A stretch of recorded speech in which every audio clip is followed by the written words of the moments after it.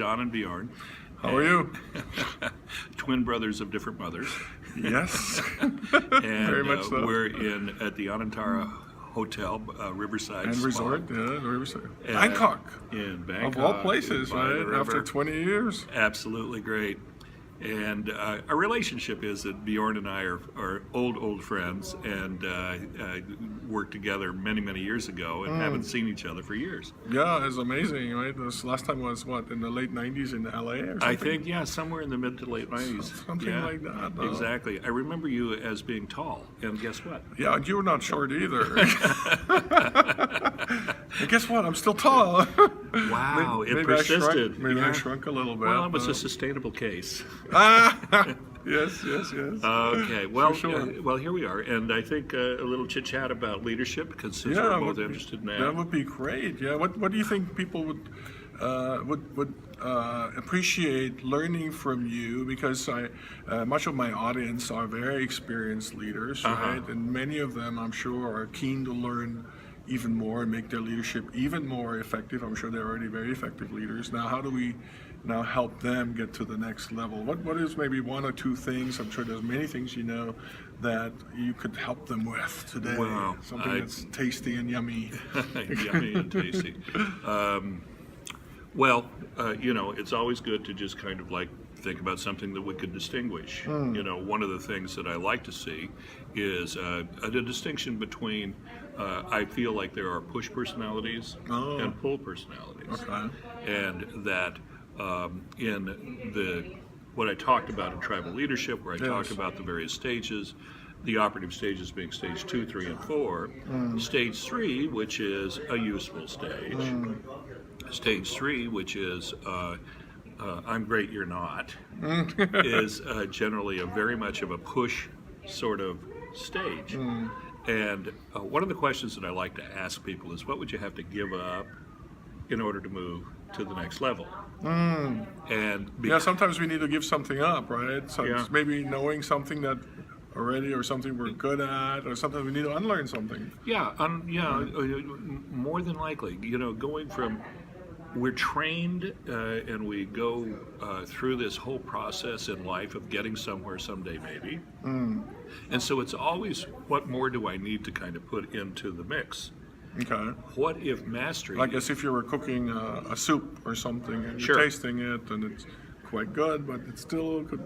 It could use a little more this, or a little more spice, or another shrimp, or something of that nature. Yeah, but or some vegetable maybe. But getting to, we're really going from a place of survival, a place that is fear-based. Even stage 2 and 3 is all fear-based. Yeah, it's not a good thing when we're in fear. We don't work so well when we're in fear, right? Well, it's just a question of who can dominate who.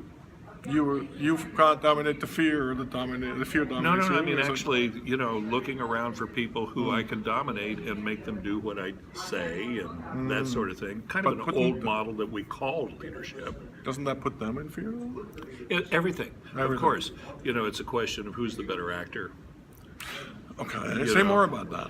Well, that at stage 3, where it really is about, in language, it occurs as, I'm great, you're not, related to other people who are pretty much in a case of my life sucks. And so the domination factor, because that's really what it's about. Yes. How can I personally dominate you to do what, force you to do what I want to do? And people use that as some kind of definition or some kind of... But is domination really leadership, or is it more management? Not at all. No. Particularly in the modern model. The old model has always been something about, who's the big, strong man. That's true, right? Especially in a world where there's saber-toothed tigers and wild animals, and where we needed to have strongmen protect us from the dark forces outside the village, right? And we've inherited that all the way down. In recent memory of people still living, people like Stalin, who could dominate people, and really after the fall and the collapse of the Soviet Union, 1991. basically in Central Asia, in those client states of Russia, people moved in who were hip, they knew how things worked and everything, got themselves elected, and they're still president of the country. They're still there 25 years later, and they're very strong. So the people are living in fear. Yeah, I think when people live in fear, they seem to appreciate strong, controlling leaders. Would you agree with that? Well, they look for it, but they're not children. No. And now we're getting to the second and the third generation coming in, who are people who are highly intelligent, highly motivated, and usually highly educated. That's true. That's what I see all the time. And these folks that are so highly educated are saying, this is not really something that's great for me. It's definitely not great for my family. It's not going to be really great for my children. So they're searching for a modern model of leadership. Okay, and then? So the modern model of leadership, yes. We're saying actually we're really working with the idea of, rather than think of television. Okay. The television just broadcasts. Okay. And it's a one-way kind of communication medium, and people receive. Yes. And that would be the model that would be analogous to the myth of the strong man as leader. Okay. Okay. But actually, we're in the internet world. And in the internet world, where all information is available to all people all the time, Yes. It's a much more of an ecology. Yes. So we're actually suggesting that the modern leader is an ecologist. That there's someone who, that rather than standing in front of the people, telling them what to do, dominating them, and saying, "I'm the dude," right? I'm the guy with all the answers. Exactly. Yeah. They're actually saying, maybe my job is to create an environment in which people flourish, and in the flourishing, leaders arise. Yes, So we yes. have tons of leaders show up, and people, rather than having one leader and everybody kowtowing to the leader, Yes. basically what we have a phenomenon of people leading from their current position.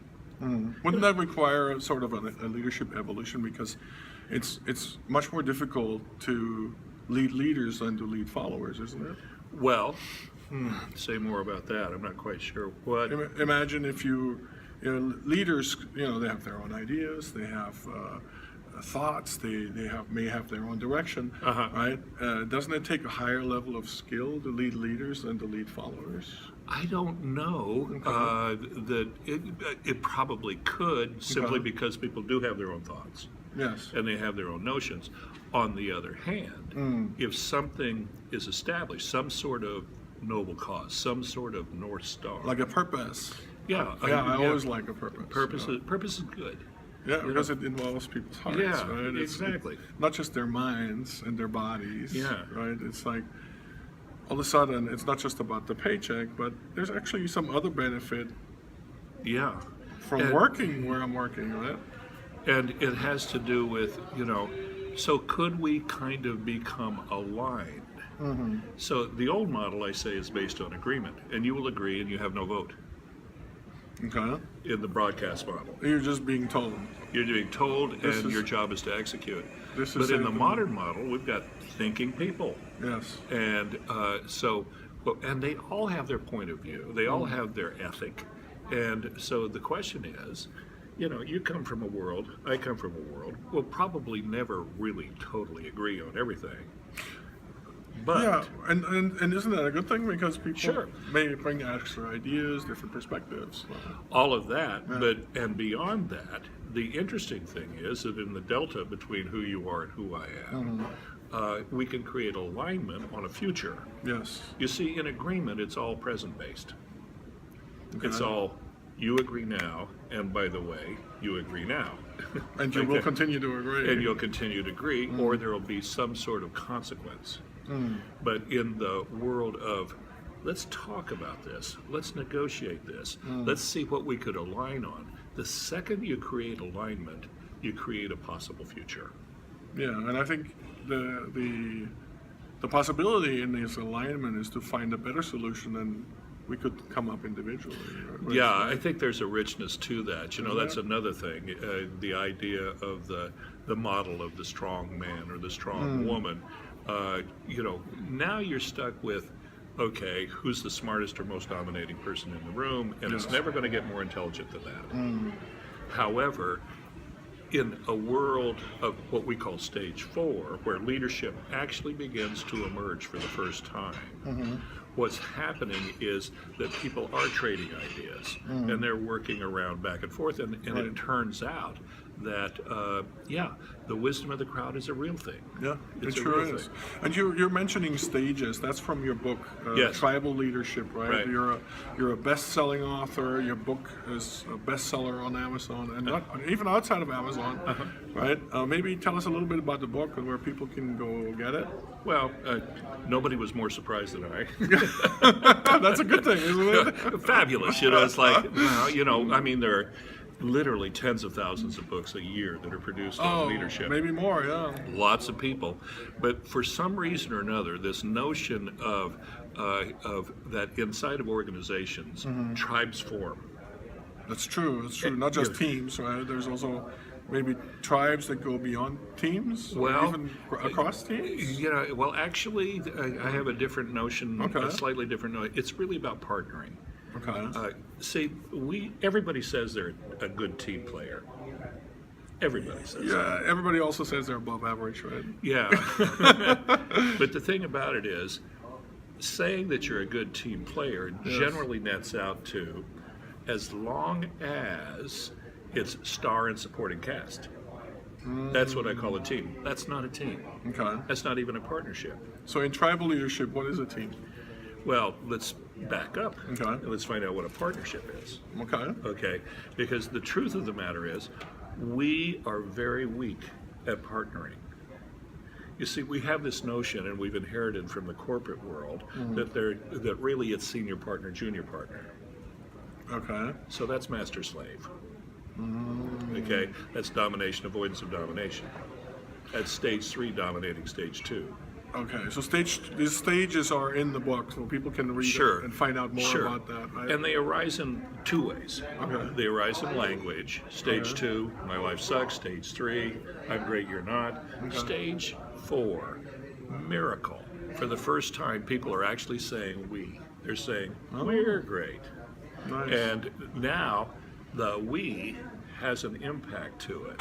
So if we look at the we of things, then it means actually you're autonomous and you have your gift. I'm autonomous, I have my gift. And what we've done is we've resolved that what we're going to do is we're going to collaborate or cooperate really. So the stage 4 is a stage of sustainable, effective collaboration or partnership. So it sounds like the journey from different individuals working as individuals together to really becoming one entity. Well, elements of one eventually, entity, my philosophy is that we think, you know, this is the deal. We think that we are good team members. We're not. We don't even have a construct called partnering, except somebody's junior and somebody's senior. That's not a partnership. So it takes a while for us to actually get the notion that if we create partners and create partnerships, that the conglomeration of several partnerships is actually what creates a team. And a team is something that is called forth for a purpose. Okay, so we come together, we form a partnership, we work together, we resolve that, we learn how to work together, we learn how to collaborate, we learn how to move things forward, and then nature or life all of a sudden presents us with an opportunity. Maybe it's something like there's a tsunami and we need to get together with other partnerships and form a team so that we can resolve this. My favorite example was the Peruvian miners a few years ago. The mining accident. Yeah, they were caught, and they were caught in a small area, no light, no heat, no anything, 33 men. And there they were. And people came from all over the world. Small little groups of partnerships came from all over the world. They were unstructured. They were self-managing. They were nobody was the boss, and they literally had to invent new tools. They had to invent new ways of thinking to get them out. But people worked on what they were good at. So there were people who took care of people. There were people who took care of the wives. There were people who reported on it. There were people who brought water. There were people who said, okay, we're engineers, we'll design a thing. They tried, they failed. They tried, they failed. They invented. And the upshot of it was that the collective intelligence of all these partnerships came together to form a team, and that team made history.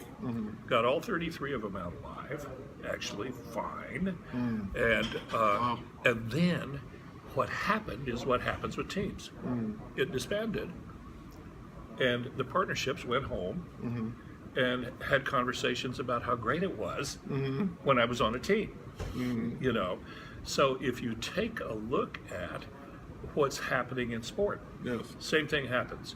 You have, let's say, the offense and the defense, and you have little subsets of the offense and the defense. In the game of American football, you have the receivers, you have the linemen, you have the backfield, that's in the defense, and you have the key players on the offense and the linemen and so on like that, and they form partnerships.